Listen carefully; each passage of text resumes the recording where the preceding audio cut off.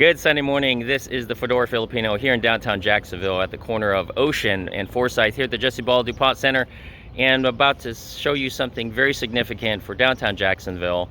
It's over this way, and how I'm going to go ahead and tie it to a second thing, which is also a surprise. So is everybody ready? Let's go ahead and turn around.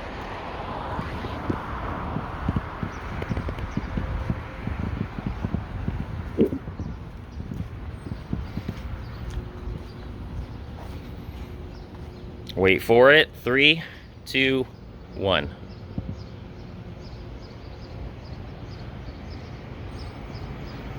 So this is a mural that was commissioned by two Jacksonville residents who were Philams, and they are Carmina and Philip Aldana. And this depicts the life they led from the Philippines to here in Jacksonville, Florida.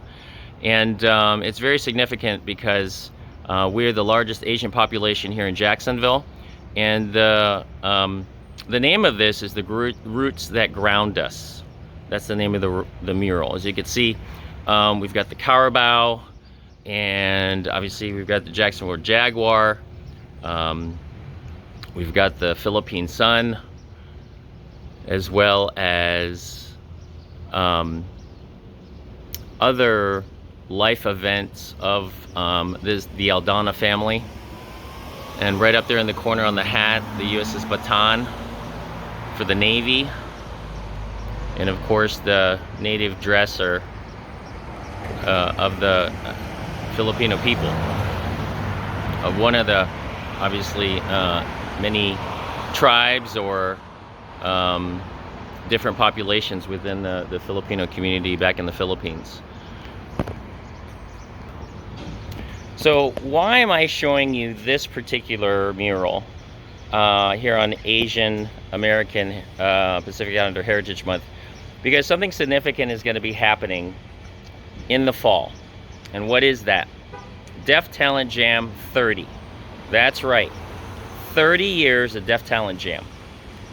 I'm very, very excited to announce an idea that I came up with, and along with the help of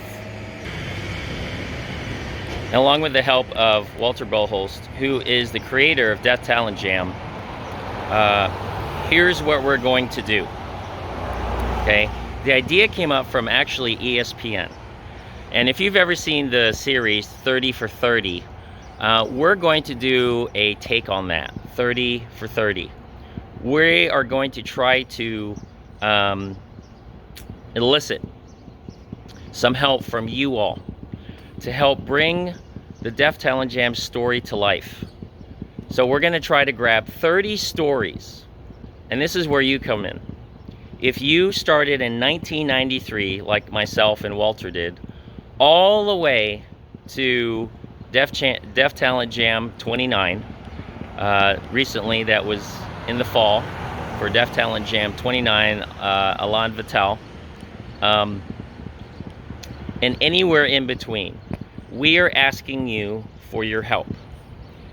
We are asking you to tell your story of Def Talent Jam. This is very significant and has never done before. 30 years. How have you been affected by Def Talent Jam? So there's a criteria that we're going to be asking of everybody.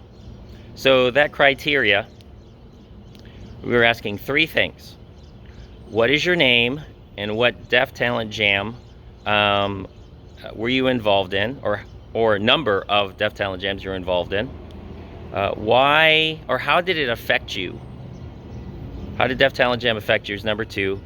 And number 3, what is the importance of Def Talent Jam in your life, and how has it made you better? So those are some criteria that we're going to ask of you. We're going to ask you to put in a video of 5 minutes, just 5 minutes. And we're going to get a collection of all of these. And through the process of elimination or selection, I'm going to ask myself and Walter and some other people who were involved in Def Talent Jam to help us get the 30 stories that best fit Def Talent Jam 30. Now, we're doing this independently. We want to do this in conjunction with UFFSA and the upcoming executive director for Def Talent Jam. And I think this is going to be significant because this has never ever been done before, to find out where your roots come from, thus the mural, that's the tie-in, where are your roots of Def Talent Jam. No matter if you were in what I call the 3 decades, D1, D2, and D3. D1, that's where we started it, the OGs. It was in the Orange and Brew. It was in the Holiday Inn. It was in a bunch of clubs. And there was no name for it. It was Def Talent Jam, and then the year that it was performed. Then there's D2. It got larger. And so they got into bigger clubs. And then all of a sudden, in the early 2000s, they started to name, and I've done my research, they started to name the Def Talent Jams. After a decade of that, then all of a sudden, they went from clubs to the Florida Auditorium, or University Auditorium on the UF campus. And then finally, they went to the Philip Curtis Hall. And that's what I call D3, which is the social media era. The social media era is so significant because now everyone has the ability to video and talk about and post, whether it's on Facebook or Instagram or YouTube. We now have the ability to save our history and to showcase it for years to come. When we're gone, the children of Def Talent Jam will be able to see where their roots come from. And I'm very, very happy and proud to make this announcement because I'm a legacy. Walter's a legacy. If you've ever been connected with Def Talent Jam, you are a legacy. Leave your legacy. Leave your legacy and send your videos with the criteria that was given to you to us. Now, we have a YouTube channel called Def Talent Jam History. I began this because in 2012, I wanted to come back. I wanted to give back to the FSAs that made me who I am. Those of you who don't know me, the Fedora Filipino came up because of Def Talent Jam 20. Originally, I am the co-founder and first president of UCF FSA. And just like everybody else, once you've done your time with the FSAs, you go on to bigger and better things. You move on. And I've moved on, but then something inside of me brought me back. Something inside of me wanted to say, hey, you know what? There's more that you can give. What can you give as your legacy to others in the future? And this is one of them. This is one of my legacies I want to leave. What is your legacy? What do you want to leave? This is why we want to hear your stories. And it's personal to you and your passion. Let me hear it through your story. We're very, very excited to announce this and spread this around. This is not only going to UFFSA and their alumni. This is going to all the FSAs or anybody that has been connected with Def Talent Jam.